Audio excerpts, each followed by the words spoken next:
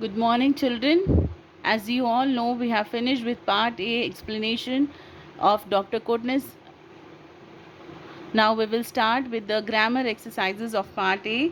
I want you all to keep your readers in front of you and take out page number 131 of your readers. Okay, children? And the second bit given here on this page is read the sentences given below. Dr. Kotnes lost his heart to a Chinese woman. What does the expression lost heart means? What does it mean, children? That means his heart he has taken and he has lost it somewhere? No, it does not mean that. It means that he fell in love with a Chinese woman. Lost his heart means to fell in love. Here is one more expression using the word heart. Eat your heart out. Suffix from envy or suffer from envy or jealousy. What does this mean? Eat your heart out means when someone is feeling very jealous or he is having envy towards someone, we use this expression eat your heart out. Okay, for example, I am going to New York next week. Eat your heart out. When we are trying to make the other person jealous, we use this expression eat your heart out. Okay, when he hears about your promotion, he will eat his heart out. Okay, because of envy he might feel his heart out. It doesn't mean that the heart is being taken out, it means the other little form of it. Similarly, there are some sentences using the word heart in the match the following in section A, and you have to match their meanings in section B. Okay, now let's do it. Have a heart means to have mercy, that is be merciful. D. Okay, suppose this is A B C D E F, like that. Okay, now next one is broken heart. So here E is what? Broken heart is lost love. So we will write here E, that is broken heart is lost love. Heavy heart, that is you will feel a heavy heart when you are sad. When you cry, you feel a heavy heart. So it is sadness, it expresses sadness.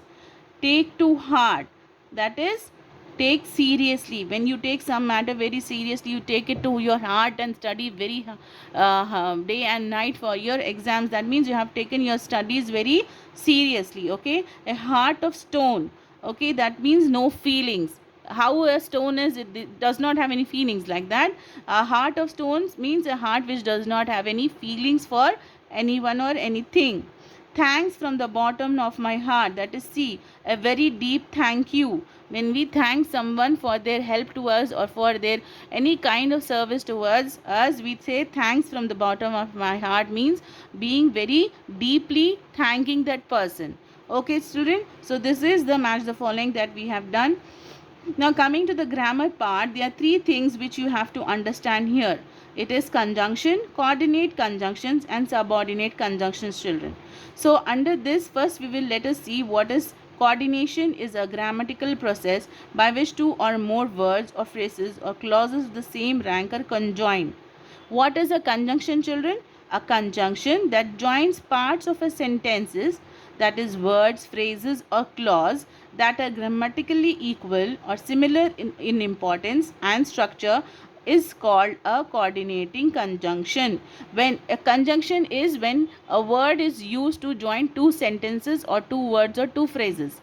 Okay, and coordinating conjunction is when conjunction is used and it is grammatically equal or similar in importance and structure, then it is called a coordinating conjunction. For example, and, but, or, not, for, yet and so. These all are coordinating conjunctions. They join two sentences with a similar way. Now coordinating conjunctions, other examples are and, but, or, yet, so, neither, nor, either, or. These are used together. Neither, nor. Okay, either, or. Not only, but also. So in a sentence, when we use not only, it should be but also. The doctor is not only a hardworking doctor, but also he is very kind enough. So we should be using both these conjunctions. They are called as coordinating conjunction. Either or. The teacher is either very angry with your behavior or you have done a very big mistake. So we are using either and or both in the sentence. They don't go separately, but they go together. Similarly, both, etc. So these are coordinate conjunctions. Now next to it is subordinate conjunctions. Examples of it are when, before, after, since, while, as, till, until, whenever, as long as soon as, no sooner than. See here again, no sooner than will be used, both will be used in the same sentence. No sooner the train arrived than I reached the station. Scarcely then. Okay, hardly when. Hardly I had closed the door when the bell rang again. So we are using both in the same sentence. Who, wherever, because, in order that, so that, if, though, even though, whereas, as if, whether, or, etc. So these are the three kinds of conjunctions where you are using the words to join two sentences.